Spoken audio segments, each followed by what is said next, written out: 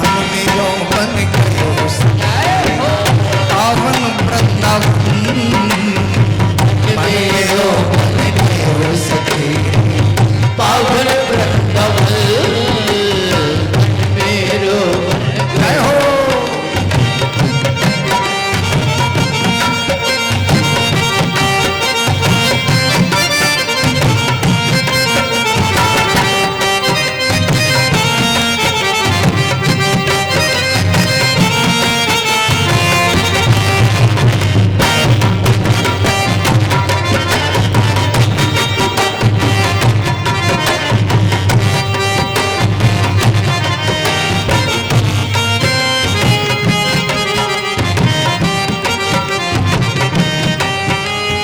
सूरज नाचे चंदा नाचे नाचे तारा संग, सूरज नाचे चंदा नाचे नाचे तारा संग, सूरज नाचे चंदा नाचे नाचे तारा संग, सूरज नाचे चंदा नाचे नाचे तारा संग, सूरज नाचे चंदा नाचे, सूरज नाचे चंदा नाचे, सूरज नाचे चंदा नाचे, नाचे चंदा नाचे, नाचे तारा संग,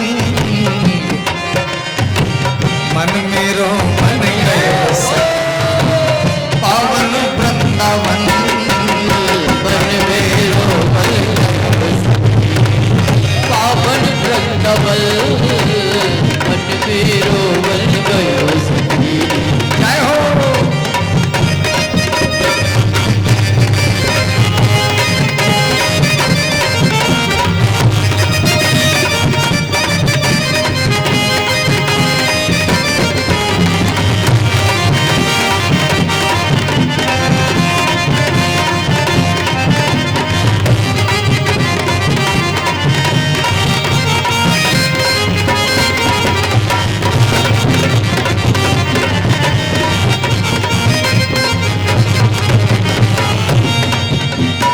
गंधर्व नाचे ऋषि मुनि नाचे नाचे देव संग, गंधर्व नाचे ऋषि मुनि नाचे नाचे देव संग, गंधर्व नाचे ऋषि मुनि नाचे नाचे देव संग, गंधर्व नाचे ऋषि मुनि नाचे नाचे देव संग, ब्रह्मा नाचे शंकर नाचे, ब्रह्मा नाचे शंकर नाचे, ब्रह्मा नाचे शंकर नाचे, ब्रह्मा नाचे शंकर नाचे, ब्रह्मा नाचे शंकर नाचे, ब्रह्मा नाचे शंकर नाचे, नाचे नंदी संग, मन मेरो बन गयो सखी पावन वृंदावन, मन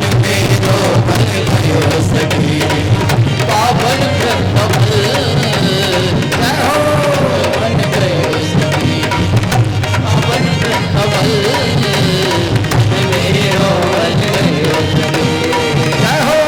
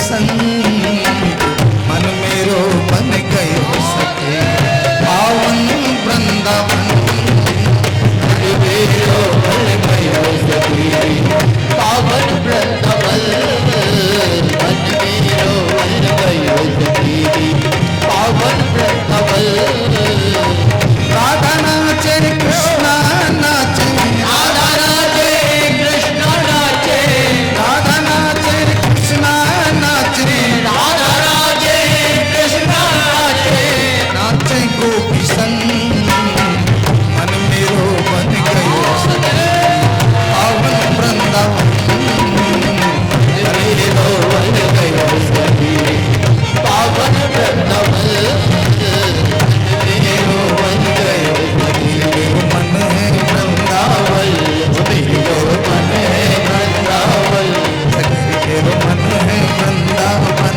सखी मेरो मन है वृंदावन मन मेरो बन गयो सखी पावन वृंदावन मन मेरो बन गयो सखी पावन वृंदावन पावन वृंदावन पावन वृंदावन पावन वृंदावन सखी पावन वृंदावन बोलिए रास बिहारी भगवान की जय। इस प्रकार से भगवान ने महाराज किया और कामदेव को पराजित किया। कभी भगवान यज्ञ पत्नियों पर कृपा करते हैं तो कभी खेल खेल में असुरों का संहार करते हैं। आइए अब यहाँ तो भगवान चैन की बंसी बजा रहे हैं। अब कैसे बजा रहे हैं चैन की बंसी? तो हमारे आदरणीय नायक जी ने हमें प्रेरित किया कि भक्तों की इच्छा है बंसी सुनने की। अब कथा वस्तु को रोकना पड़ रहा है।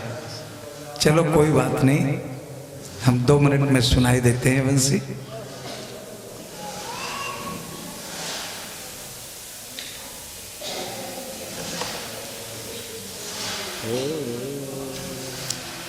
लेकिन ध्यान दीजिए, ये बंसी जो मैं बजा रहा हूं इसे व्यास जी की बंसी मत समझ लेना। व्यास जी बंसी नहीं बजाते थे, वो तो कथा कहते थे, कथा लिखते थे। इस बंसी को आप कन्हैया की बंसी सुन करके समझ करके सुनिएगा।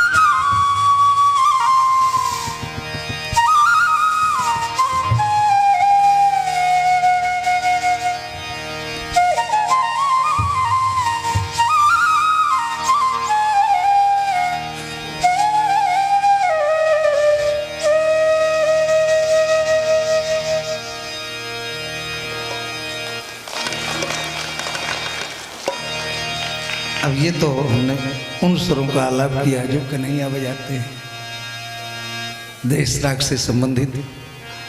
यद्यपि बंसी शास्त्रीय वाद्य यंत्र है, लेकिन एक लोक आकर्षण के लिए गुणी लोग इसमें चित्रपट संगीत भी खूब बजाया करते हैं, अच्छा भी लगता है। तो आइए एक बड़ी पुरानी प्रचलित धुन हम आपको सुनाते हैं जो हमें बड़ी अच्छी लगती है। सुनाने को तो हम और भी सुना सकते हैं, लेकिन चूंकि व्यासपीठ की भी एक अपनी मर्यादा होती है, हमें उसका भी ध्यान रखना होता है। अब वैसा अगर कोई कार्यक्रम हो रहा हो संगीत का तो फिर स्वतंत्रता होती है, कुछ भी बजाए जाओ, है ना। गीत का नाम आप बताएंगे, हम कौन सा गीत बजा रहे हैं। जिसे समझ में ना आए हाथ उठा देना।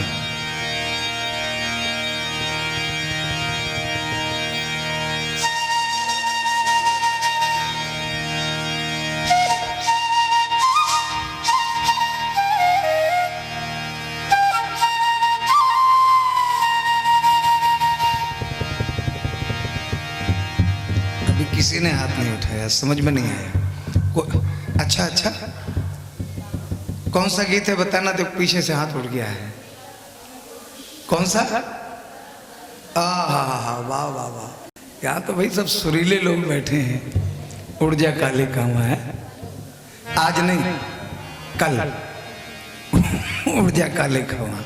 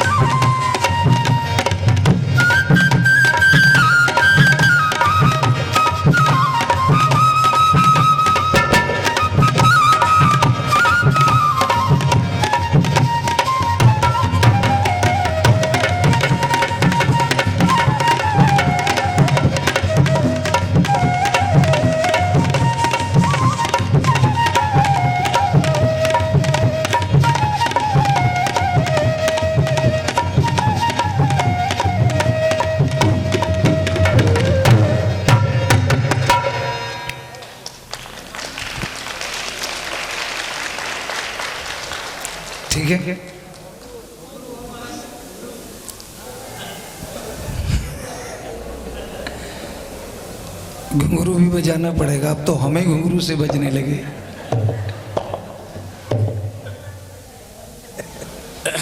श्री राधे। जय श्री कृष्ण।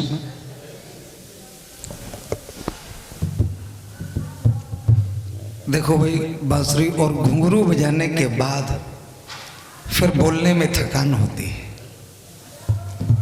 लेकिन फिर भी हम आपके आदेश को ठुकरा नहीं सकते हैं।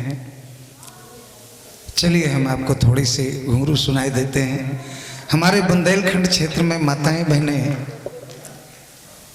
पुराने समय में चांदी की पायलें पहना करती थी, 250-250 ग्राम वजन की पायल, है ना। अब वो प्रथा प्रायः खत्म हो गई है, लेकिन अभी भी बुंदेलखंड के कुछ क्षेत्र में, ग्रामीण अंचलों में अभी भी माताएं बहनें चांदी की पायल पहना करती हैं, जिनमें चांदी के रोना पड़े होते हैं। आपको सुनने से यही लगेगा जैसे चांदी की पायल बज रही हो। ध्यान दें।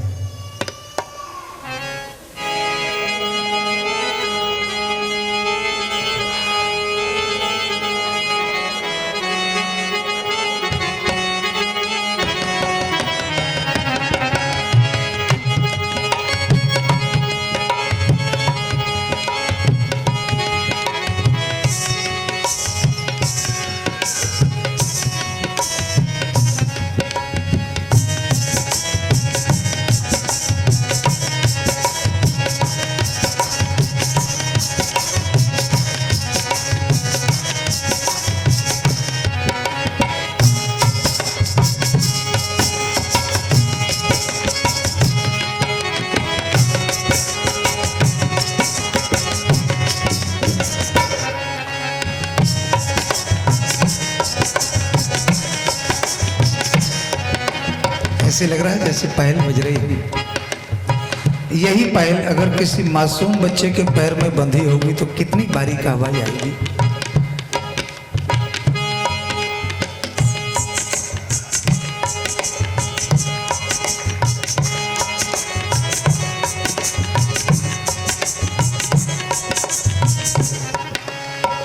और अगर भारी पैर में होगी तो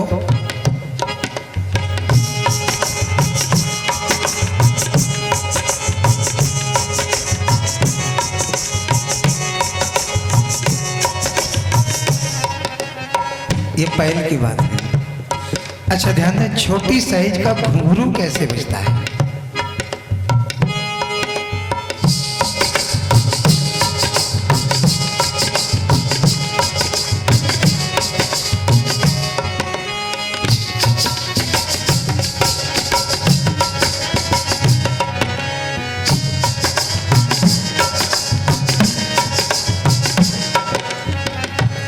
देख रहे हैं बहुत लोग हमारे पैरों की तरफ देख रहे हैं, कुछ लोग हमारे कलाकारों की तरफ देख रहे हैं।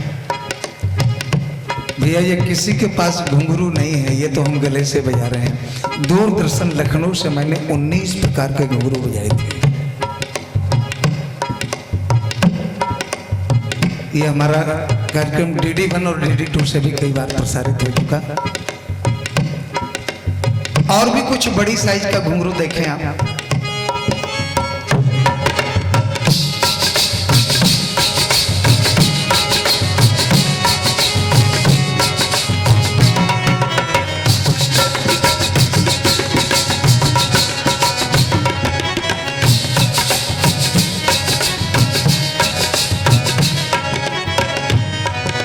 मुंह से गले से बजा रहा हूं। जब नृत्यकार पास में नाचते हुए दूर चला जाता है तो आवाज कम हो जाती है, लेकिन ध्यान रहे स्केल वही रहेगा घुंघरू का, उसमें अंतर समझ में नहीं आएगा। और जब पास में आ जाएगा तो साउंड फिर तेज हो जाएगा।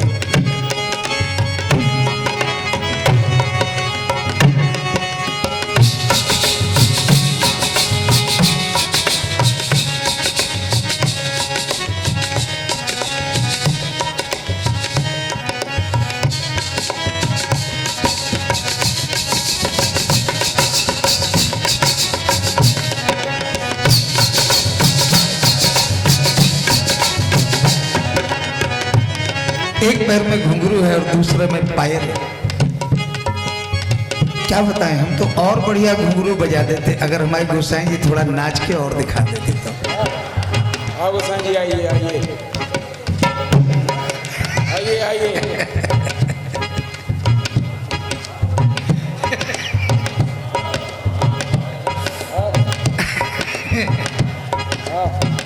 जय हो।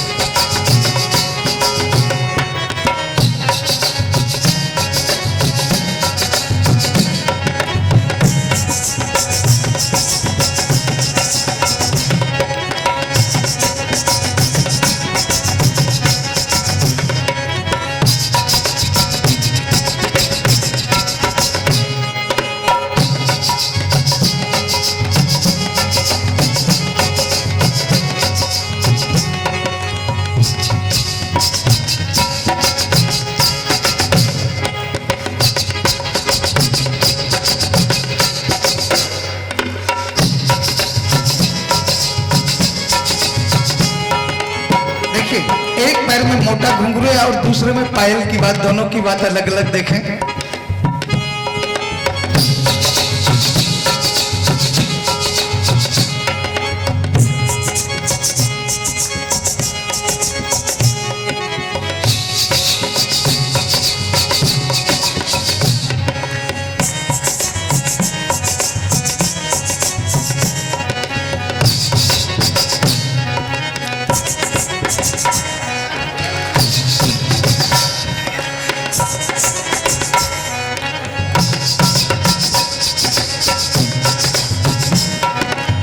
एक और बढ़िया बात बताएं, बजते हुए घुंघरू हो या पायल हो, उसे आप मुट्ठी में बंद कर लें या वस्त्र में लपेट लें और फिर जब हाथ हिलाएंगे तो उसका जो वाइब्रेशन होता है वो बंद हो जाएगा।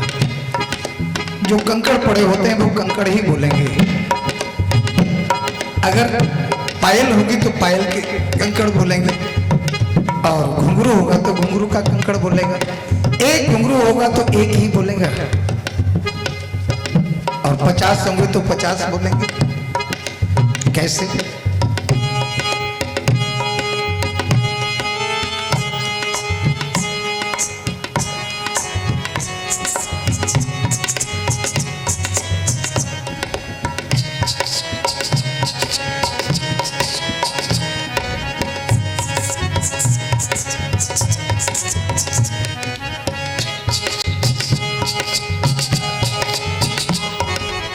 घुंघरू को स्वतंत्र कर दीजिए।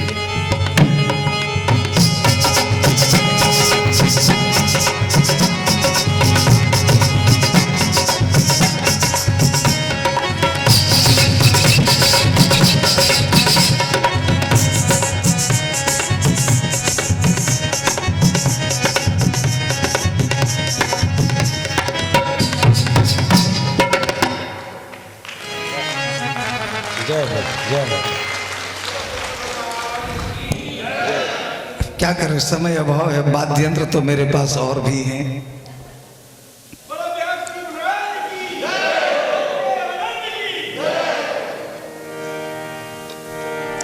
श्रीमन नारायण नारायण नारायण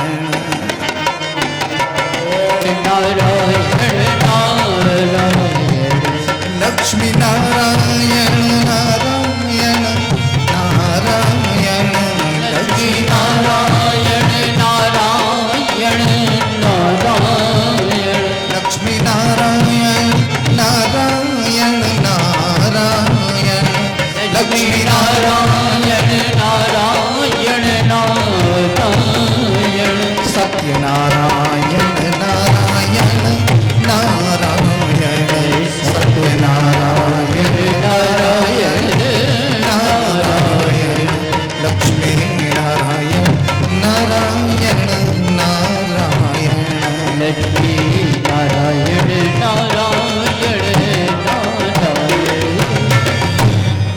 लक्ष्मी नारायण भगवान की जय। अब यहाँ तो कन्हैया की चैन की बंसी बज रही है, बजने दे। चलो जरा कंस मामा की खबर ले लें। कंस के कहा हाल है।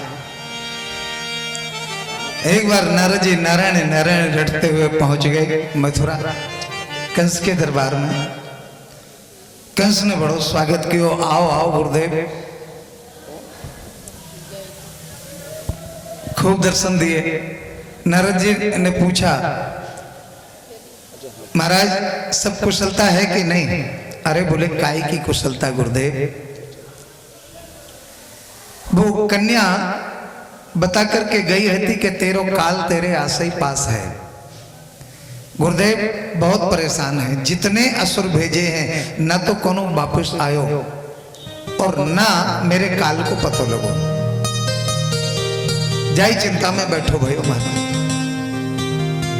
नारद जी हंसते भये बोले, बारे महाराज तुम कितने भोले हो।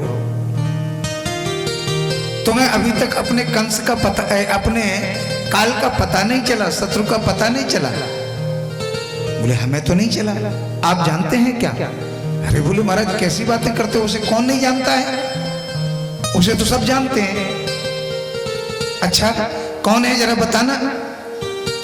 बोले ये बताओ तुमने बाबा नंद का नाम सुना है क्या? हाँ हाँ बोले सुना है, वो तो हमारे यहाँ हर वर्ष वार्षिक कर देने के लिए आते हैं। बस तो बोले उनके कितने छोरा है मालूम है? हाँ बोले ये भी सुन रखा है कि 2 बालक हैं उनके।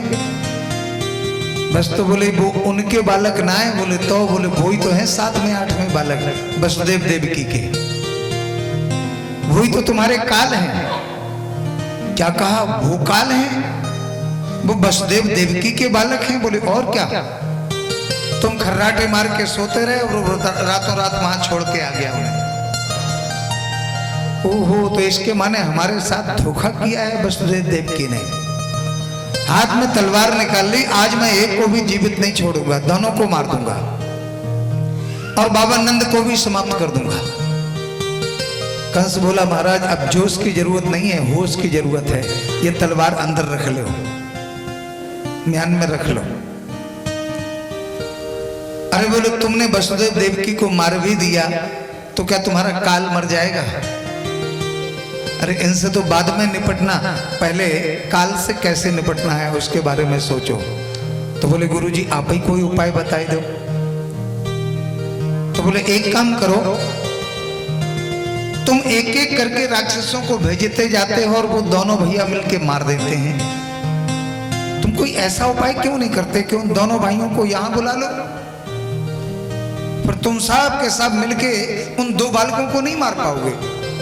हाँ बोले गुरुदेव ये बात तो हमारी बुद्धि में ही नहीं आई। बिल्कुल ठीक सलाह दी आपने।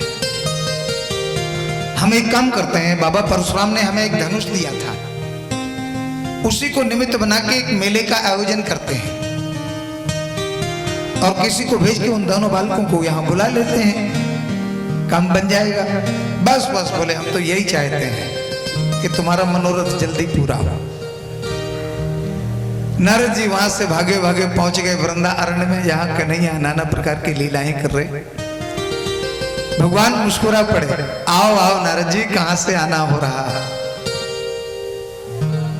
नारद जी बोले प्रभु आप तो यहाँ रास रचा रहे, चैन की बंसी बजाए रहे, धरती अकुला रही है पापी के अत्याचारों से, राक्षसों का बोझ सहन नहीं कर पा रही है। प्रभु अब ये फुटकर काम बंद करो और थोक का काम चालू करो। मात्र आप 225 वर्ष के लिए तो आए हो और धरती पर तमाम असुर भरे पड़े हैं, ऐसे कैसे काम चलेगा?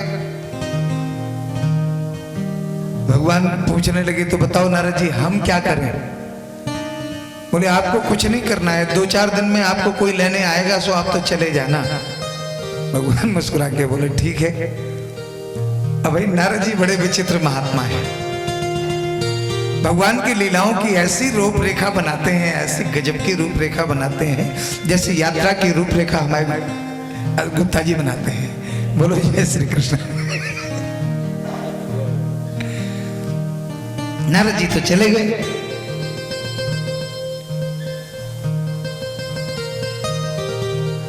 इधर कंस ने रात्रि में ही अक्रूर जी को बुलाई।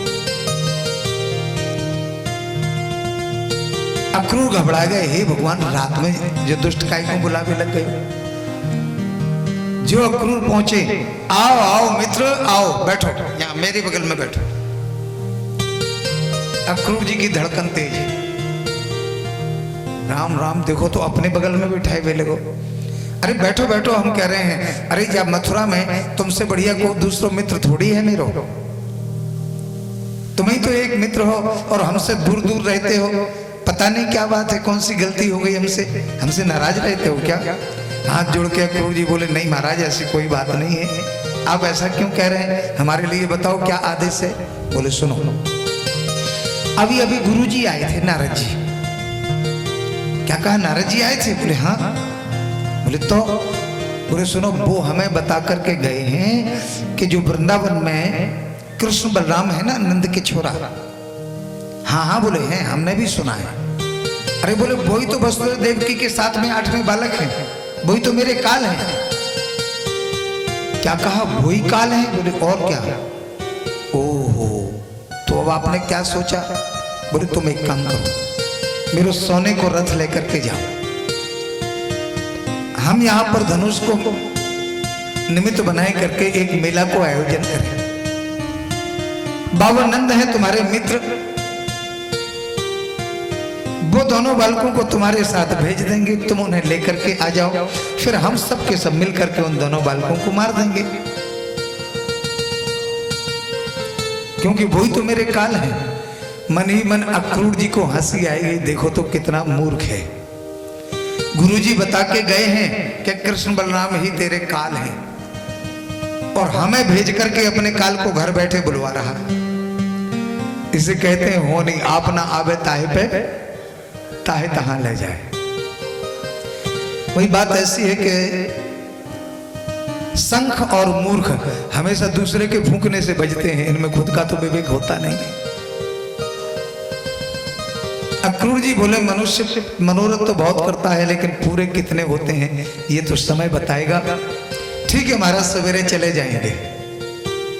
प्रातः काल होते ही अक्रूर जी ने सोने का रथ लिया और प्रस्थान कर दिया वृंदावन को।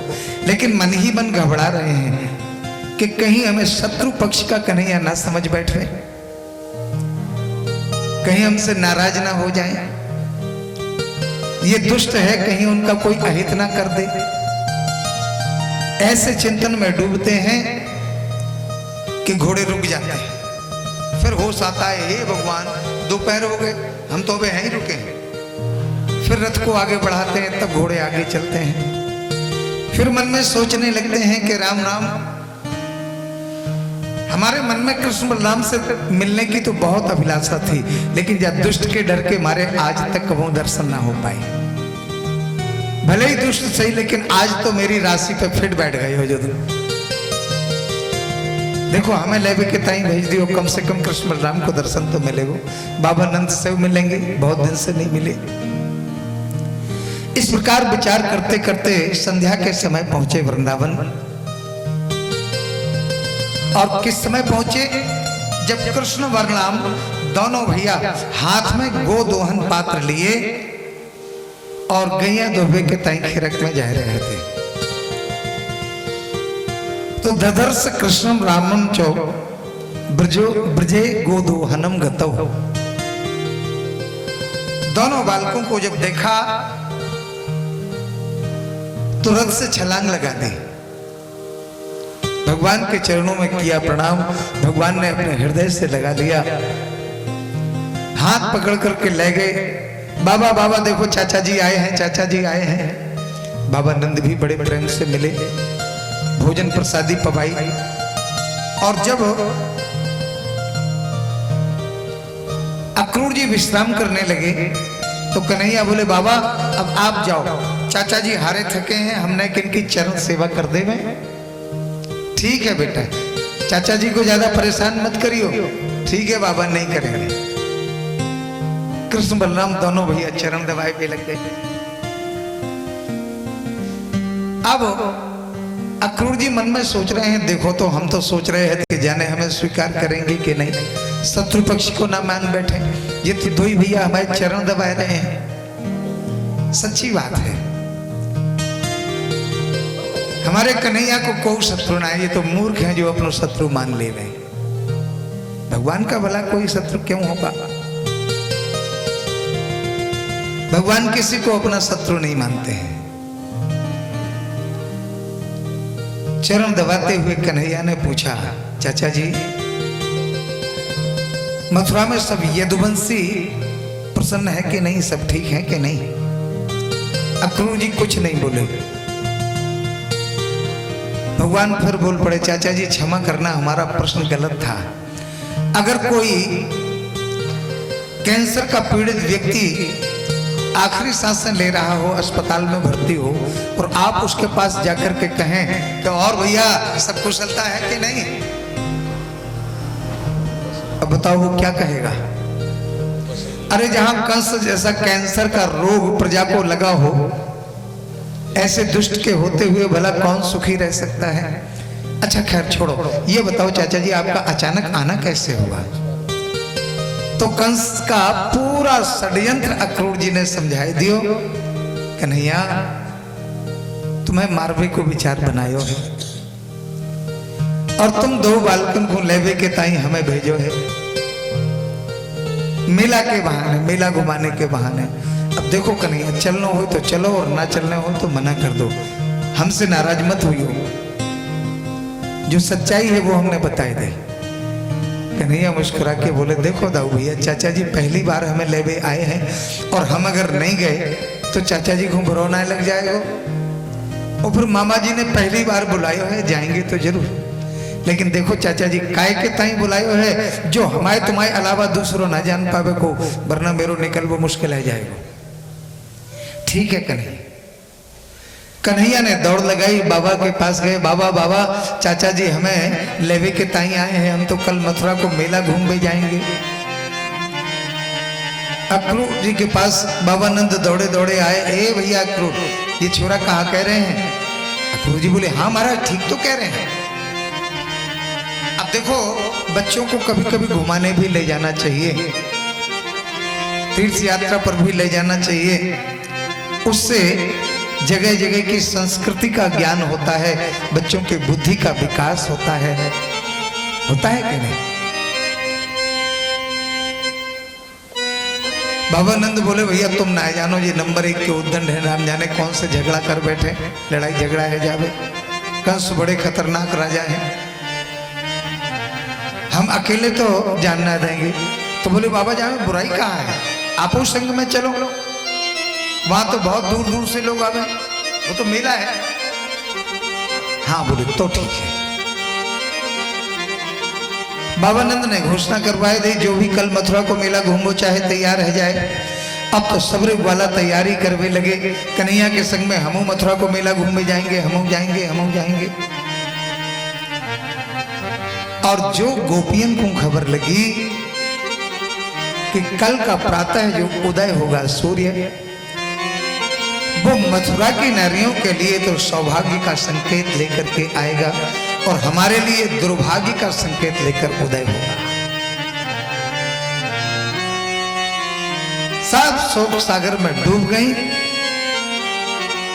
और ब्रह्मा को ही बुरा भला कहने लगी। गोपियां कहते हैं, बहन ये ब्रह्मा सचमुच इसकी बुद्धि जड़ है, भाई जड़ से ही तो पैदा हुआ है, कमल जड़ ही तो होता है। ये क्या जाने हम स्त्रियों के हृदय की वेदना को। अहो विधातस तव न क्वचित दया, संयोज मैत्र्या प्रणयेन देहिना, तांश्चाकृतार्थान् वियुनङ्घ्रिपार्थिकं, विक्रीडितं तेरुभक चेष्टितं यथा। जैसे एक नन्हा सा बालक मिट्टी के खिलौने बनाता है और उन्हें मिटा देता है रोज, ऐसे तो ये ब्रह्मा है। अब इसे नहीं मालूम कि कृष्ण बलराम हमारे प्राण हैं, ये उन्हें लेने के लिए आ गया। अरे जब कृष्ण बलराम से मेरा संयोग लिखा था भाग्य में, तो वियोग भी लिख दिया। एक बार भी नहीं सोचा कि हम अपने प्राणधन कृष्ण के बिना क्या रह सकते हैं जीवित। एक कहती है बहन, ब्रह्मा को क्यों दोष देती है? अरे ये अक्रूर ना आया होता तो हमारे कन्हैया काय को जाते। इसका नाम तो क्रूर होना चाहिए, अक्रूर किसने रख दिया? एक कहती है बहन, मैं तो कन्हैया को जाने नहीं दूंगी। बोले तू क्या करेगी? एक कहती है मैं घोड़ों की लगाम पकड़ लूंगी, एक कहती है मैं रथ के पहियों को पकड़ लूंगी, एक कहती है मैं पहियों के आगे लेट जाऊंगी, एक कहती है मैं घोड़ों के आगे लेट जाऊंगी। देखें कन्हैया कैसे जाते हैं। एक गोपी बोली बहन, जब इस तरह से हम कन्हैया को रोकेंगी तो देखने वाले मेरे बारे में क्या सोचेंगे? बोले जिसे जो सोचना हो सो सोचे। अरे ऐसी लौकिक मर्यादा का पालन करके भी हम क्या करेंगे जब हमारे प्राणधन कृष्ण ही हमसे विलग हो जाए। जिसे जो सोचना हो सोचे, मैं तो नहीं जाने दूंगी। पूरी रात बातें करती रही और जो प्रातः काल हुआ, बाबा नंद तो अपने सखाओं के साथ आगे निकल गए। कृष्ण बलराम दोनों भैया अक्रूर जी के रथ पर बैठे और जो रथ पर आरूढ़ हुए, चारों तरफ से दौड़ के गोपियों ने घेर लिया। किसी ने रस्सी पकड़ ली तो किसी ने रथ के पहियों को पकड़ लिया। हे अक्रूर, अगर रथ जाएगा तो मेरे ऊपर से जाएगा, वरना तुम कन्हैया को ले नहीं जा सकते। अब अक्रूर जी हैरान, कन्हैया की ओर देखा, अब क्या करें लाला? तब कन्हैया नीचे उतरे रथ के और गोपियों को समझाने लगे, देवियों तुम क्या सोच रहे हो? क्या मैं तुम सबको छोड़ के जा रहा हूं? नहीं, अगर हम नहीं जाएंगे तो अतिथि का अनादर हो जाएगा। देखो बाबा नंद भी निकल गए हैं और हम नहीं गए तो चाचा जी क्या सोचेंगे कि गोपियों के मोह ने कन्हैया का मनोरथ पूरा नहीं होने दिया। एक गोपी बोली, श्याम सुंदर एक बात का उत्तर दे दो, फिर भले ही चले जाना। कौन सी बात का? एक गोपी कहती है, कन्हैया सुनो, अब के गए कब आए हो कन्हैया, गए कब आए हो कन्हैया, अब के गए कब आए हो कन्हैया, अब के गए कब आए हो कन्हैया, कौन चरावे जावे को बन, कौन चरावे जावे कोमल, श्यामा धरी गैया, श्यामा धरी गैया, ब्रज अनाथ का नाम बिनु तेरे, कलियानाथ का नाम तेरे, कैसे जिएगी मैया, गए कब आई हो कन्हैया, गए कब आई हो कन्हैया। बस इतना मात्र बता दो श्याम सुंदर, क्या मैं उस बूढ़े मैया से क्या कहूं?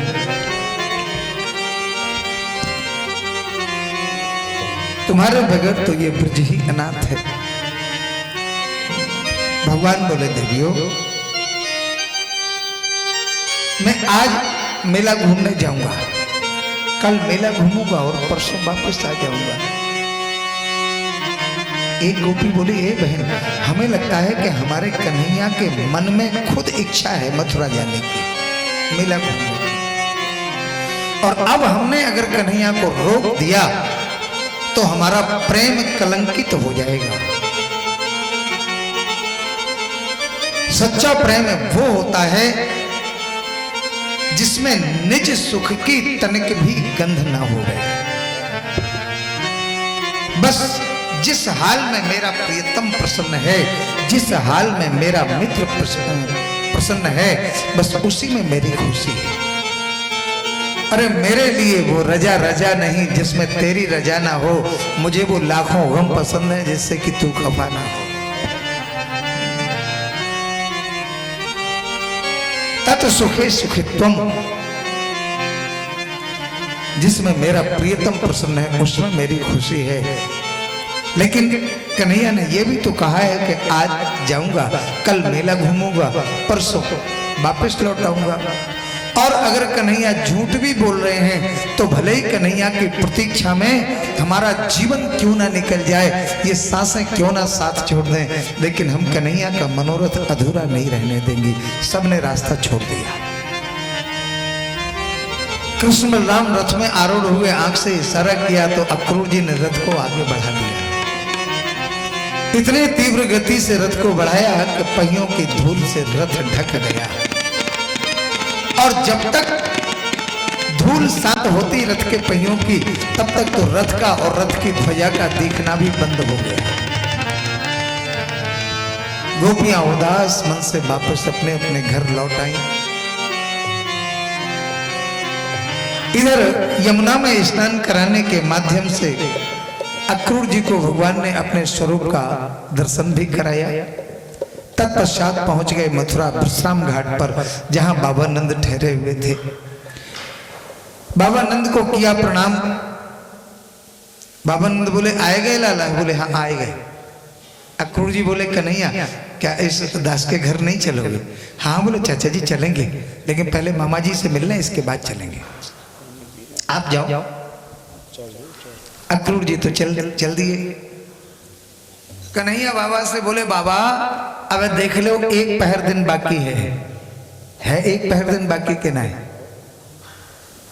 यही समय था। अब वो संयोग ही ऐसा जुड़ जाता है, हम क्या करें। आपकी आज्ञा हो तो हम मथुरा को मिला ना घूम आए। बाबा नंद बोले, कन्हैया तो ना है मालूम भैया, जो मथुरा है अपनो वृंदावन ना है, यहाँ के राजा बहुत कठिन है। तेरो का भरोसा, ना जाने कौन से लड़ाई झगड़ा कर बैठे गो। कल मेरे संग में चलियो, मैं सबरो मेला घुमा दूंगा। कन्हैया बोले, बाबा तुम 90 वर्ष की डोकरा और नेक से छोकरा, हमारो तुम्हारो का मेल। मेला में जब तक मेल के लोग ना होवे तब तक आनंद ना आवे। अब नेक से छोरा अगर बाबा के संग में मेला घूमने चले जाएं तो बच्चा से बच्चा, वो तो कहेंगे बाबा बाबा हम तो बर्फ खाएंगे। बाबा कहेंगे चुप, जुकाम है जाएगा, बीमार पड़ जाएगा। लो सब रो फीको पड़ गए आनंद। बच्चे कहेंगे बाबा बाबा हम तो हिंडोरा झूलेंगे। बाबा कहेंगे चुप, पलकियां टूट जाएगी, प्राण निकल जाएंगे। पूरा आनंद किरकिरो है मेला में। जैसे तुम अपने सखन के संग में जाइयो और हम अपने सखन के संग में जाएंगे। इतने में दाऊ दादा आके बोले, बाबा चिंता मत करो, मैं जाको बड़ा भैया हूँ, हम संग में जाएंगे, नेक देर में सबरो मेला घुमा देंगे और वापस आ जाएंगे।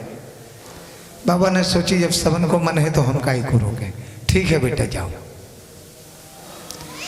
और जो कृष्ण बलराम अपने सखाओं के साथ मथुरा में प्रवेश करते हैं तो जो मथुरा की नारियां हैं, अब तो पूरे मथुरा में हल्ला मच गया। ए भैया सुनी, हमने एक बात सुनी है। बोले कहा? बोले पूतना को मारवे बारो आ गया। बड़ो नाम सुना है वहां को, बहुत ही सुंदर है, मोर मुकुट धारण करे, ऐसी गजब की चितवन और मुस्कान है कि पूछो मत। सब अपनी अपनी अट्टालिकाओं पर चढ़ गए और जिन गलियों से कन्हैया निकल रहे हैं, कन्हैया की छवि देखने के लिए लालायित हैं। एक कहती है, बहन देखो तो कितने सुंदर बालक हैं, कैसी गजब की जोड़ी है। एक कहती है अब इनका मुख कैसे दिखाई दे, हैं तो ऊपर। एक कहती है एक काम करो, इनके ऊपर पुष्प बरसा दो। एक कहती है मणियों की माला बरसा दो। जब कोई चीज ऊपर गिरेगी तो आदमी ऊपर तो देखेगा ही, तो कम से कम मुख कमल तो देखा ही जाएगा। एक कहती है नहीं बहन। बोले क्यों? बोले इनके अंग इतने कोमल हैं कि मणियां अगर बरसाएं तो मणियों की बात तो छोड़ो, पुष्पों की पंखुड़ियां भी इन्हें लग जाएंगी, चोट लग जाएगी। देखिए कन्हैया के स्वरूप की, भगवान के स्वरूप की यही तो विशेषता है कि जिसके मन में जैसी भावना होती है भगवान उसे वैसे ही दिखाई देते हैं। पहलवानों को पहलवान दिखाई देते हैं, शासकों को शासक के रूप में दिखाई देते हैं। ये भगवान के रूप का वैशिष्ट है। एक कहती तो अब दर्शन कैसे मिले? तो बोले एक काम करो।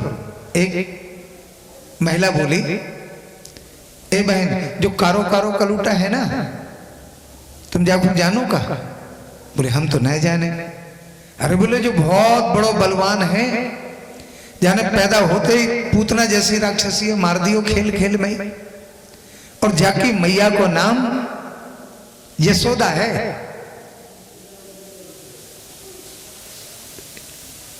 दूसरी बोले ए बहन और जो का जाको बड़ो भैया है ना, जाको नाम जानो का? बोले हमें ना मालूम।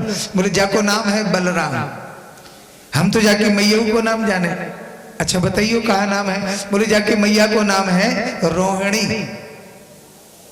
अब कन्हैया सोचने लगे यहाँ हमारे नातेदार कहाँ से आए गए? ये तो हमारी मैया को नाम जाने, बाप को नाम जाने, सब कुछ जाने। सो जो अपनो नाम सुने कन्हैया ने, अपनी मैया को नाम सुनो, सो ऊपर देखने लग गए कि जो नाम लेवे बारो कौन है। और जो ऊपर की ओर देखा और भगवान का मुख कमल देखा तो सारी महिलाएं निहाल हो गई, ऊपर से पुष्पों की पराग वृष्टि कर दी। मानो भगवान ने अपने चंचल चितवन से उनका मन ही हर लिया। कन्हैया तो आगे बढ़ गए, मानो उनका मन कन्हैया के साथ ही चला गया। ऐसा विचित्र जादू है भगवान के रूप का।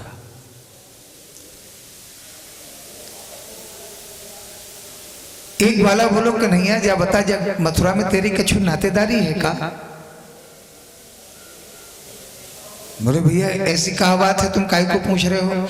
अरे बोले सब तेरी मैया को नाम जाने, तेरे बाप को नाम जाने, सो कहा बात है। कन्हैया मुस्कुरा के बोले भैया तुम्हें ना मालूम, जो मथुरा के राजा है ना, वे हमारे सगे मामा जी लगे। ओहो ये बात है। तो जब तक कन्हैया तू अपने मामा से मिलवे भी जाएगो का? अरे बोले जब पहली बार आए हैं तो बिना मिले कैसे लौट जाएंगे? जरूर जाएंगे मिलवे। तो बोले चौरेदारी के हमें पहले चौना बताई, हम तो देखो कैसे फटे पुराने वस्त्र पहने चले आए। हमें मालूम होती तो हम बढ़िया चमकीली चमकीली बगलबंदी पहन के ना आते। तेरे मामा जी कहाँ सोचेंगे ये कहाँ के भिखमंगा आए गए? हम तो जैसे खेल रहे थे वस्त्र पहने वैसे ही पहने चले आए।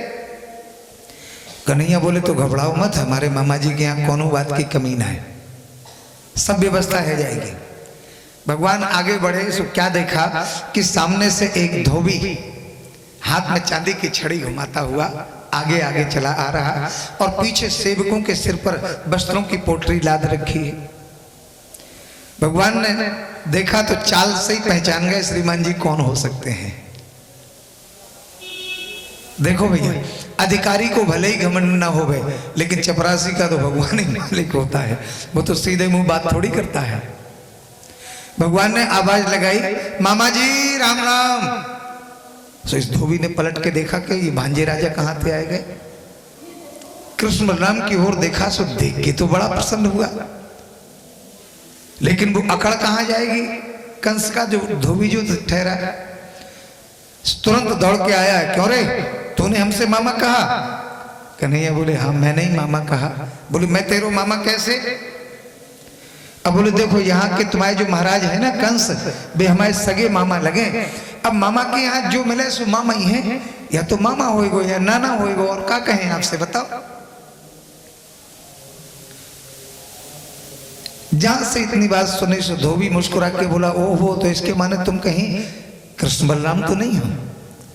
कन्हैया मुस्कुरा पड़े, बोले मामा जी तुमने तो गजबई कर दियो, कौन सा ज्योतिष पढ़ के आए हो, तुम्हें कैसे मालूम कि हम कृष्ण बलराम ही हैं।